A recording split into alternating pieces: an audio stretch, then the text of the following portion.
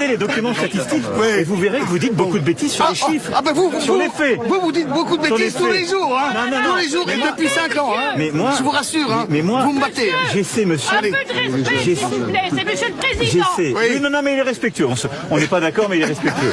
Mais je vous dis sincèrement que ça boucle pas votre truc, ça marche pas. Ah non, mais votre truc, ça marche pas avec moi, hein. Ah bah si. Regardez, les télés nous regardent, mais ça marche pas avec moi, hein. Non, mais vous pouvez enfumer les Français. Mais on est quelques-uns, on peut éclairer.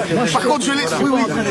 Je suis en train d'essayer de travailler d'avancer. Vous essayez pas, vous nous enfumez depuis 5 ans. Non, monsieur. Si, mais vous avez encore 4 ans, c'est bon. Exactement. C'est le jeu, c'est la démocratie, hein, par contre, hein. Mais... Vous avez été élus. Voilà, les Français, c'est eux, hein, qu'on fait les cons, hein. Allez, bonne journée à Adol. Bonne journée à vous. Regardez le chiffre sur les impôts, vous verrez ce que je vous dis. Ok, c'est cool. Moi, j'ai beaucoup de questions. Juste quelqu'un répond à ça et franchement, ce serait magnifique.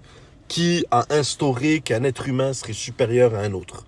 Qui a instauré qu'il y ait une hiérarchie mondiale entre êtres humains? Qui a instauré qu'un être humain devrait effectuer des tâches quotidiennes, dangereuses, mauvaises pour sa santé et qui le fera vieillir et mourir plus vite qu'un autre?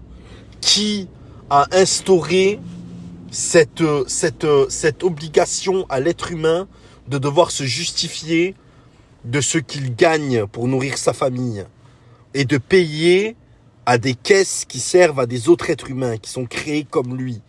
Qui a instauré qu'un être humain serait plus privilégié qu'un autre?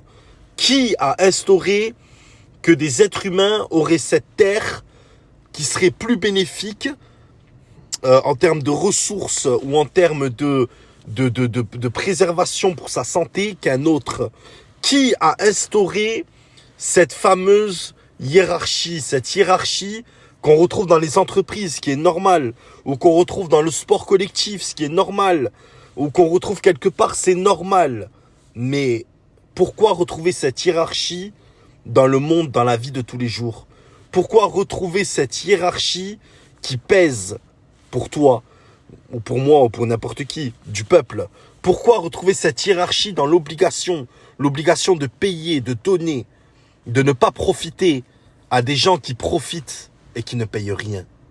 Qui a instauré tout ça? Moi, j'aimerais savoir qui est le chef de l'humain qui a inventé tout ça, qui a créé ça. Est-ce que c'est une obligation? Ou est-ce que nous ne sommes pas tous pareils? Après, je sais ce que vous allez me dire. Si tu ne payes pas ou si tu ne fais pas, des autres êtres humains qui travaillent pour ces êtres humains qui sont privilégiés, viendront te chercher et te menaceront et te mettront enfermé en prison ou ailleurs. Pourquoi il y a ce truc de être humain? Je comprends pas. Et qui a instauré cette fameuse idéologie d'un être humain qui est de se sentir en dessous d'un autre être humain? Qui a instauré tout ça? Qui a instauré qu'un être humain donne des obligations à tout un peuple d'un pays qui a été dessiné, enfin qui a été mis en frontière frontalière par des autres êtres humains? Mais une terre, elle est pour tout le monde. Qui a instauré tout ça? Qui a instauré qu'un être humain ne peut pas aller dans cet endroit de la terre? Qui a instauré qu'un autre être humain ne peut pas venir là ou ne peut pas aller là-bas? Qui a instauré tout ça? Qui a instauré aussi que toi, en tant qu'être humain, ta vie soit connue des êtres humains qui sont au-dessus de toi? Ceux qui te taxent, ceux qui te prennent tout. Qui a instauré ça? Qui a instauré tout ça? Qui a instauré cette peur de l'être humain bas, comme nous, le peuple, à l'être humain haut, aux élites? Qui a instauré cette peur? Enfin bref, il y a tellement de questions et j'en ai une seule, moi, à vous poser. C'est pourquoi y a-t-il pas d'êtres humains sensés qui pensent ça et qui se disent oui, c'est vrai? Et pourquoi y a-t-il des êtres humains qui diront que tu es, en pensant comme ça, tu es quelqu'un de fou, de malade, de cinglé? Pourquoi rendre l'être humain comme ça? Je comprends pas. Enfin bref, voilà, l'être humain, il est devenu une machine. Et seules les élites restent humaines. Les élites restent des humains, mais nous sommes devenus des machines. Et c'est eux qui tapotent et qui contrôlent tout. Nos vies leur appartiennent, tout simplement. Donc voilà.